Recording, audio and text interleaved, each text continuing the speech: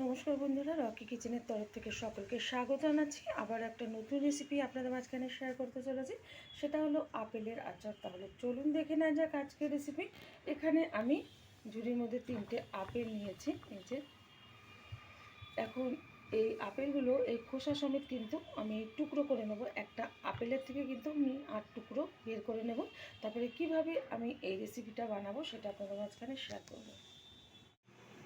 আপেলের আচারটা রান্না করার জন্য ওভেনে কড়াই বসিয়ে দিয়েছি, তাতে দিয়ে দিচ্ছি পরিমাণ মতো চিনি।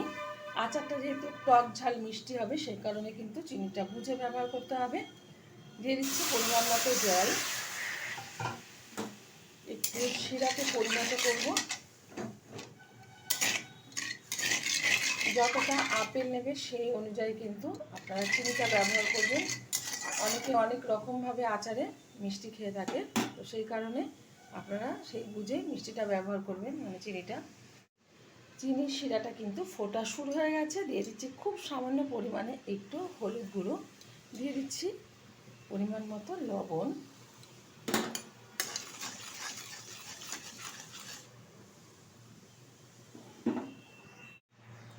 এখন দিয়ে দেব টুকরো করে রাখা আপেল। ভালোভাবে শিরার সাথে ফুটিয়ে নেব আপেলটা। ভালো কালার আসার জন্য দিয়ে দিচ্ছি একটু কাশ্মীরি লঙ্কার গুঁড়ো।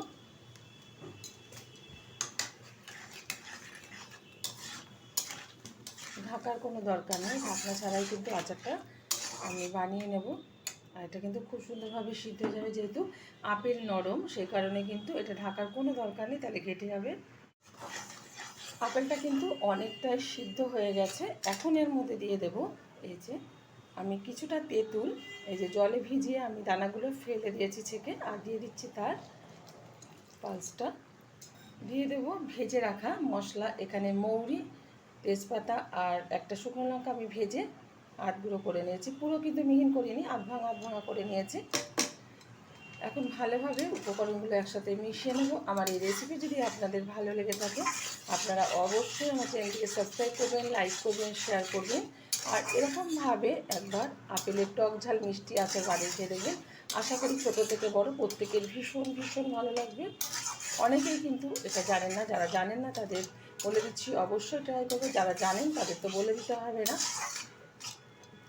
এবার ভালোভাবে একটু শুকিয়ে নেব, যে ঝোল ঝোল ভাবটা আছে।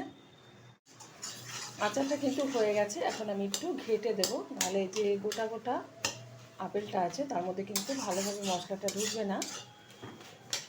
এর থেকে আর বেশি আমি টানাবো না, কারণ ঠান্ডা হয়ে গেলে কিন্তু যেহেতু চিনিতে করেছি, চিনি দিয়ে, সেই কারণে এটা শক্ত হয়ে যাবে আর অনেকটাই টেনে যাবে।